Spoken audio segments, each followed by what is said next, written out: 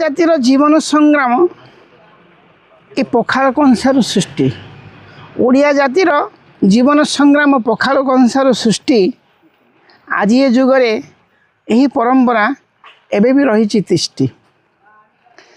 ସକାଳେ ଗାଧୁଆ ପଖାଳ ଖିଆରୁ ଯେତିକି ଆନନ୍ଦ ମିଳେ, ଆଜ୍ଞା ସକାଳେ ଗାଧୁଆ ପଖାଳ ଖିଆରୁ ଯେତିକି ଆନନ୍ଦ ମିଳେ ସେତିକି ଆନନ୍ଦ କେବେ କେଉଁଥିରୁ ମିଳିବନି ମହି ତଳେ।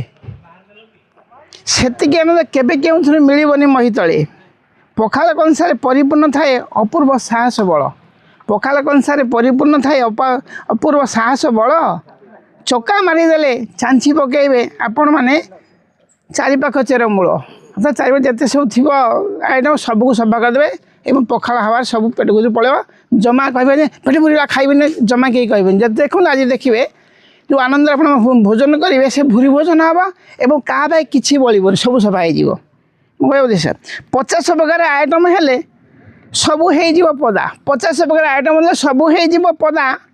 ପଖାଳ କାଙ୍ଗାଳି ଭାଇମାନେ ମୋର କେହି ଆଜି ଖାଇବେନି ସାଧା। ଖୁସି ଆନନ୍ଦ ସମସ୍ତେ ମାହୁଲ ପଖାଳ ସିଷ୍ଟମ ଦେଖି। ଆଜି ଖୁସି ଆନନ୍ଦ ସମସ୍ତେ ମାହୁଲ ପଖାଳ ସିଷ୍ଟମ ଦେଖି।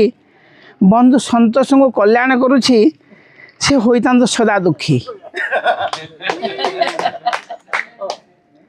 ସନ୍ତୋଷ ବାବୁଙ୍କୁ କଲ୍ୟାଣ କରୁଛି ସେ ହୋଇଥାନ୍ତୁ ସଦା ଦୁଃଖୀ। କ'ଣ ପାଇଁ ଦୁଃଖୀ ହେଇଥିବେ?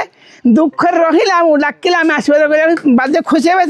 ଡାକୁଥିବେ ଆମେ ଖାଉଥିବା ଚାଲିଥିବ ସଂସାର, ଏମିତି ଆନନ୍ଦ ଚାଲିଥିବ। ତେଣୁ ତାଙ୍କୁ ଆଶୀର୍ବାଦ ସେ ଦୁଃଖୀ ହେଇଥାନ୍ତୁ। ଧନ୍ୟବାଦ। ଆଜିର ସଂଯୋଜନା କାର୍ଯ୍ୟକୁ ଏଇଠି ପରିସମାପ୍ତି କରୁଛି। ଆଜ୍ଞା।